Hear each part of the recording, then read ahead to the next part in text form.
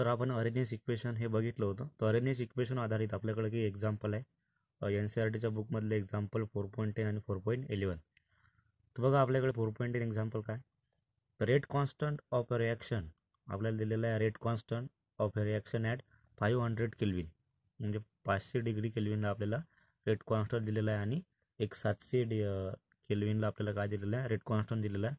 तर ते 500 केल्विनला 0.02 per second आहे आणि 700 केल्विनला 0.07 पर सेकंद आहे रिस्पेक्टिवली.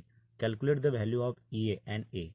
तुम्हाला इथं ॲक्टिवेशन एनर्जी आणि अरेनियस फॅक्टर या दोन व्हॅल्यू काढणं आहे. ठीक आहे. तर आपल्याला माहिती आहे इथं की आपल्याला इथं दोन टेम्परेचर दिलेले आहे, इथं 500 आणि 700. त्याचप्रमाणे आपल्याला 2 K पण दिलेलं आहे, 0.02 आणि 0.07. तर त्याच्यामध्ये 2 टेम्परेचर आहे आणि 2 K आहे. According to the Arrhenius equation आपल्याकडे इक्वेशन आहे log K2 upon K1 equal to E upon 2.303 R T2 minus T1 upon T1 into T2. ठीक आहे. तर आता हे जे यांनी सॉल्व केलेलं आहे हे एक एक्झाम्पल आहे.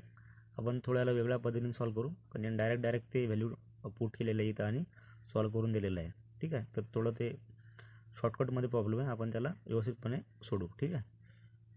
तर बघा आपल्याकडे काय फॉर्म्युला आहे log K2 अपॉन K1 हे बघितलं आपण. आता K2 म्हणजेच काय, हा रेट कॉन्स्टंटची व्हॅल्यू आहे ॲट हायर टेम्परेचर.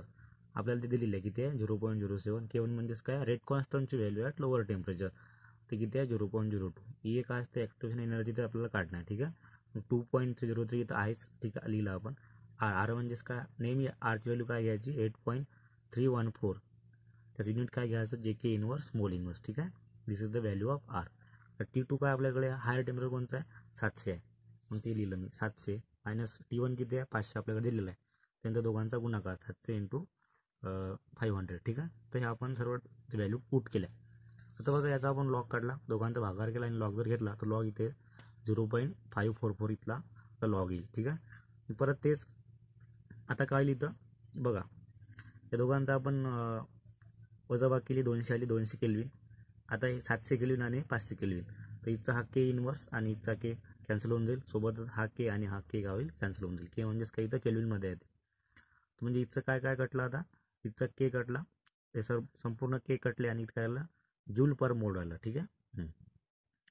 गॅसची व्हॅल्यू कशामध्ये आपल्याला दिलेली आहे 8.314 joule JK inverse mole inverse, म्हणजे आपल्याला ते JK इनवर्समध्येच पाहिजे, किलो जूलमध्ये नसली पाहिजे. ठीक आहे. तर लक्षात ठेवायचं आहे, तसे आपल्याला ती व्हॅल्यू दिलेलीच राहते. पुढं आपण हे सॉल्व केलं. आता आपल्याला EA काढणे आहे. मग EA ट्रान्सफर केलं इकडं.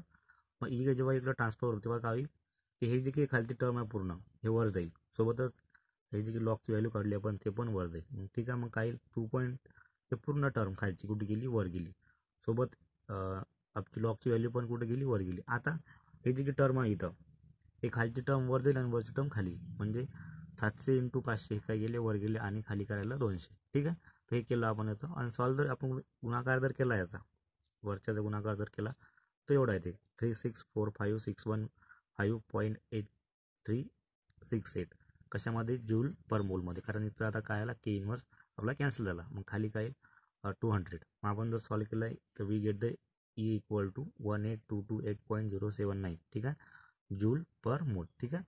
आता बघा आपण E येथे व्हॅल्यू काढली. आता आपल्याला कशाची व्हॅल्यू काढणे आहे, आपल्याला काढणं आहे Aची व्हॅल्यू आता. ठीक आहे. मग आपल्याकडे त्यांनी तुमच्या बुकमध्ये डायरेक्ट Aची व्हॅल्यू काढली आहे, पण ते डायरेक्ट निघत नसते. ठीक आहे. आपण with the help of formula जो आपल्याला एक माहिती आहे log K equal to log A minus E upon 2.303 RT राहते. हे आपण बघितलं. त्यामध्ये various form of Arrhenius equation आपण बघितले, त्याच्यामधला हा एक फॉर्म आहे. मग ठीक आहे, याला मी इकडे ट्रान्सफर केलं. E upon 2.303 RT equal to काय log to the base 10 A upon K आलं. ठीक आहे. आपल्याला काय काढणं आहे, आपल्याला Aची व्हॅल्यू काढणं आहे. आपल्याकडे Aची पण व्हॅल्यू आहे, Rची पण व्हॅल्यू आहे, Tची पण व्हॅल्यू आहे. T म्हणजेच काय इथं टेम्परेचर. आता आपण इथं इनिशियल टेम्परेचर घेऊ, जे असेल ते. K पण आपण काय घेऊ, इनिशियल K घेऊ. ठीक आहे. तसं कोणताही T आणि कोणताही K घेतलाच चालते, पण आपण इनिशियल T आणि K घेऊ. ठीक आहे. मग बघा आता याच्यावरून फ्रॉम दिस इक्वेशन आपण व्हॅल्यू पुट केल्या ते अशा आल्या. Aची व्हॅल्यू आपण काढली ते एवढी आली. ठीक आहे. पुट केली आपण इथं, ते युनिट काय जूल पर मोल. ठीक आहे. भागेला 2.303 आहेच. आरची value 8.314 unit JK inverse mole inverse into काय केला आपण व्हॅल्यू ऑफ T. T म्हणजेच काय आपला टेम्परेचर, कशामध्ये टेम्परेचर केल्विनमध्ये. ठीक आहे. इज इक्वल टू लॉग ए आपल्याला ए काढणं आहे, ठीक आहे. मग काय लॉग ए लिहिलं आपण आणि काय लिहिलं खाली what is the value of K लिहिलं आपण 0.02 कशामध्ये पर सेकंडमध्ये, ठीक आहे. आता काय केलं आपण पुढं सॉल्व केलं, म्हणजे हे जी टर्म आहे वरची लॉग ए अपॉन हे पूर्ण त्याला ट्रान्सफर केली मी, ठीक आहे. इज इक्वल टू काय केलं हे सॉल्व केलं आपण वरचं, म्हणजे खालचा गुणाकार केला त्याचं उत्तर इथं लिहिलं तर एवढं आलं, ठीक आहे. इज इक्वल टू काय आलं मग 1.904, ठीक आहे. आलं एवढं. मग आता बघा हे लॉगमध्ये आहे, याला काही लॉग नाही, आपल्याला एच व्हॅल्यू काढणे. मग काय करावं लागेल आपल्याला की ए अपॉन 0.02 इज इक्वल टू अँटीलॉग घ्यावा लागेल कोणाचा 1.904चा, ठीक आहे. मग अँटीलॉग कसा घ्यायचा लक्षात जायचं आता बघा इथं आपल्याकडे व्हॅल्यू आहे 1.904.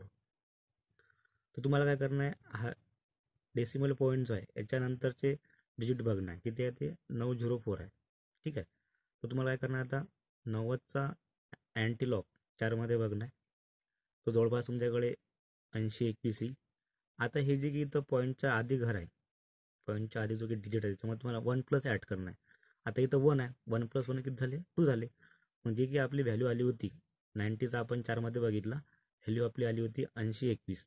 तर या साईडनं याच्यात 1 टाकल्यामुळे हे 2 बनलं, तर या साईडनं 2 डिजिट सोडून आपल्याला काय करणं आहे पॉईंट देणं आहे, ठीक आहे. म्हणजे हे काय आलं 80.21, ठीक आहे. हे काढलं आपण अँटीलॉग. आता पुढं आपण याला सॉल्व करू.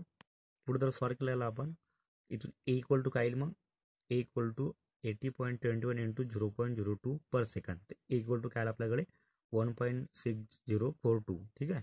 दिस is the actual value of A. तर तुम्हाला ते अशा पद्धतीने कॅल्क्युलेट करावं लागेल, ठीक आहे. तुम्ही हाच रूल वापरायचा, डायरेक्ट जायचं नाही, डायरेक्ट उत्तर आपल्याकडे येणार पण नाही, ठीक आहे. ते झालं प्रॉब्लेम नंबर 4.10, ठीक आहे. आता आपण 4.11 बघू.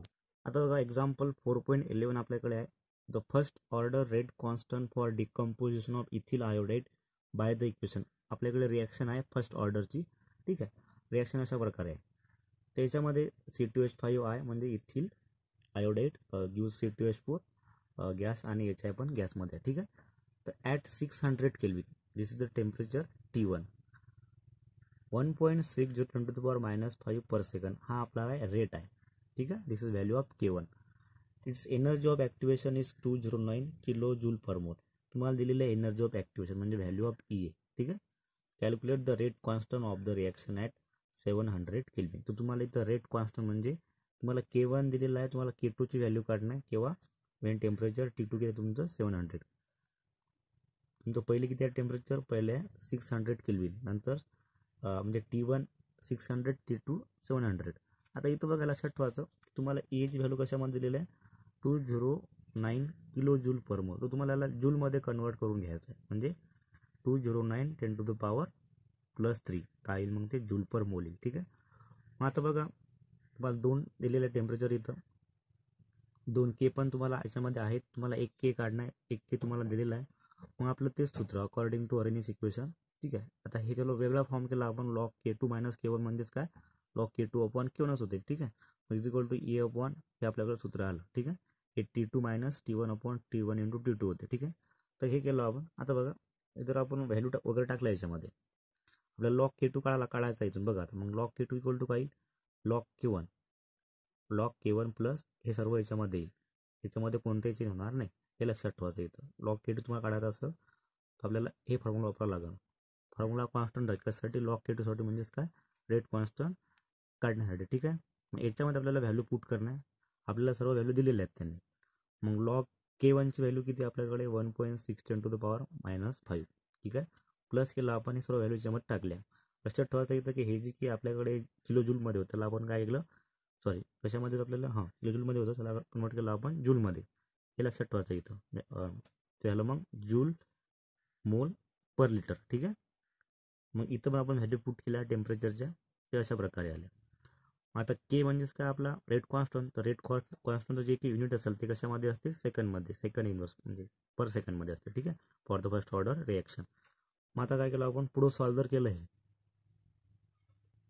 आता बघा इथं लॉग 1.60 10⁻⁵ आता हे तुम्हाला सॉल्व करणं आहे. मग कसं करसाल हा 10⁻⁵ जो आहे हा 5 पॉवर समोर येईल म्हणजे -5 होईल तो. आणि तुम्हाला फक्त लॉग 1.60चं बघणं आहे. 1.60चा लॉग जो आहे तो किती आहे 0.2041. मग तुम्हाला काय करणार आहे, दोघांचे ॲडिशन करणार आहे. जे ॲडिशन येईल ते असेल आपला लॉग कोणाचा 1.60 10⁻⁵ मग तो लॉग जो आला तो आपल्याकडे एवढा आला -4.769. ठीक आहे. आणि हे जे की एवढं सॉल्व जर आपण केलं एवढं पूर्ण तर वी गेट द +2.5999. मग आपण यांची ॲडिशन केली, वी गेट द -2.197. ठीक आहे. मग this is the value of log K2 is equal to -2.197. ठीक आहे. पण आपल्याला K2 काढणं आहे. मग जर मला K2 काढणं आहे तर K2 इक्वल टू काय, आता हा लॉग इकडे जाईल, मग काय होईल, अँटी लॉग ऑफ धिस, याचा अँटीलॉग तुम्हाला घ्यावा लागेल. ठीक आहे. मग आता मायनसचा अँटीलॉग कसा बघायचा. ठीक आहे. -2.197चा अँटीलॉग कसा बघायचा, तर मायनस संख्येचा आपण अँटीलॉग काढू शकत नाही, त्यासाठी आपल्याला काहीतरी ॲडजस्टमेंट करावे लागतात. आता बघा -2 आहे इथं, पॉईंट नंतर 197 आहे, तर आपल्याला काही ॲडजस्टमेंट करावं लागेल. बघा, तर पॉईंटच्या आधी जे की आपल्याकडे डिजिट आहे ते घ्यायचे, आपण ते 2 भाग करायचे. -2 एक भाग केला मी आणि 0.197 हा एक भाग केला. दोघांमध्ये काय करतो मी, एकामध्ये -1 ॲड करतो, एकामध्ये +1 ॲड करतो. तर पहिल्या संख्येमध्ये -1 ॲड करायचा आणि दुसऱ्यामध्ये +1 ॲड करायचा. तर -1 -2 आणि -1 किती झालं, -3. इथं आपण काय केलं, +1 ॲड केला, म्हणजे काय केलं आपण इथं, काहीच नाही केलं. -1 +1 म्हणजे 0, परंतु ॲडजस्टमेंट करत आहे आपण इथं अशी. ठीक आहे. मग हे -3 झालं आणि दोघांची जर मी बेरीज केली, ठीक आहे, तर काय होईल मग 0.803 येईल. ठीक आहे. आता कशासाठी केलं मी, आता हे व्हॅल्यू आली इथं पॉझिटिव्ह, दिस व्हॅल्यू काय आली तर आपल्याकडे पॉझिटिव्ह आली. आता याचं मी अँटीलॉग काढू शकतो. ठीक आहे. सध्या आपल्याला याच्याकडे बघायचं नाही, याचं सध्या काही काम नाही आपल्याकडे. ठीक आहे. आता बघा की तुम्हाला काय करणार, अँटीलॉग बघणं आहे आता कशाचा, 0.8, आपल्याकडे 0.803 आहे, तर तुम्हाला अँटीलॉगमध्ये जाऊन 80/3 मध्ये बघणं आहे अँटीलॉग. ठीक आहे. मग तो जे काही उत्तर आपल्याकडे येईल ते समजा आपल्याकडे एवढं आलं एवढं 6353. ठीक आहे. मग हे जे काही आपल्याकडे उत्तर आलं ते काय करायचं, आपण पॉईंटमध्ये लिहायचं. म्हणजे जे काही उत्तर येईल त्याला आपण पॉईंटमध्ये घ्यायचं, म्हणजे 0.6353 येईल, ते म्हणजे 0.6353 येईल. ठीक आहे. मग आपण एवढं उत्तर काढलं. आता आपल्याकडे जी की मेन संख्या होती इथं 2, याचा अर्थ काय होते, जे की आपल्याकडे उत्तर आलं त्याला आपण 100 डिवाइड करायचं. का बरं, इथं 2 आहे, तर इथं समजा 3 असते तर आपण 1000 डिवाइड केलं असतं. 4चा अर्थ काय, आपण याला इथं 10⁻⁴ डिवाइड केलं असतं. ठीक आहे. पण आपल्याकडे जे की ओरिजिनल संख्या आहे त्याच्यामध्ये काय इथं -2 आहे किंवा 2 आहे, म्हणजे तुम्हाला काय करावं लागेल, जी की तुम्ही व्हॅल्यू काढसाल ते पॉईंटमध्ये घ्यायची. अँटीलॉगची व्हॅल्यू कशामध्ये घ्यायची, पॉईंटमध्ये घ्यायची. त्याला आपल्याकडे जी की व्हॅल्यू आहे मेन इथं 2 आहे म्हणून आपण त्याला काय केलं, 100 डिवाइड केलं. ठीक आहे. मग हे व्हॅल्यू आपल्याकडे काय येईल, दिस व्हॅल्यू बिकम 0.00, म्हणजे काय येईल, तर हा जो की डेसिमल पॉईंट आहे इथचा हा 2 घरं इकडं सारखं. ठीक आहे. म्हणजे हे काय आलं 0.006353. ठीक आहे. मग आपल्याकडे हे व्हॅल्यू आली. आता याला मी पॉवरमध्ये कन्वर्ट करतो, मग काय येईल इथं, परत मी इकडे 3 घरं गेलो, 1 2 3, मग ही आली 6.353 10⁻⁻3. ठीक आहे. म्हणजे equal to K2 equal to काय आपल्याकडे 6.36, म्हणजे जवळपास तेवढी व्हॅल्यू आपल्याकडे ते आली 10⁻⁻3 पर सेकंड. पर सेकंड कुठून आलं, हे आपण कुठून घेतलं, कारण आपलं काय ते reaction is of first order. मग आपल्याला माहिती आहे की for first order reaction value of rate constant is second inverse. Unit of rate constant काय असते, सेकंड इन्व्हर्स राहते. ठीक आहे. ते समजून घेतलं. इथं आपण फक्त ॲडजस्टमेंट केली. इथं जे की आपली बेरीज वगैरे येईल त्याचा जो की आपण अँटीलॉग बघू तो पॉईंटमध्ये घ्यायचा 0.6353. तो जो की आपला काय आला, अँटीलॉग आला, आपली जी की मेन संख्या होती इथं -2 आहे म्हणून आपण त्याला काय केलं, 100 डिवाइड केलं. ठीक आहे. डिवाइड केल्यानंतर आपल्याला एक व्हॅल्यू भेटली, त्याला आपण परत ॲडजस्ट केलं आणि we get the our answer 6.36 10⁻⁻3 per second. This is the value of K2. मग तुम्हाला अशा प्रकारे सॉल्व्ह करावं लागेल. ठीक आहे. तर अशा प्रकारे आपलं एक्झाम्पल 4.11 हे पण संपलं. ठीक आहे. तर याच्यावरचे काही एक्झाम्पल मी तुम्हाला सॉल्व्ह करण्यासाठी देईल, की तुम्ही सॉल्व्ह करसाल. ठीक आहे. तर पुढच्या लेक्चरला आपण इफेक्ट ऑफ कॅटलिस्ट शिकू. आता इफेक्ट ऑफ टेम्परेचर आपलं संपलेलं आहे. ठीक आहे. तर थांबू इथं आपण आता.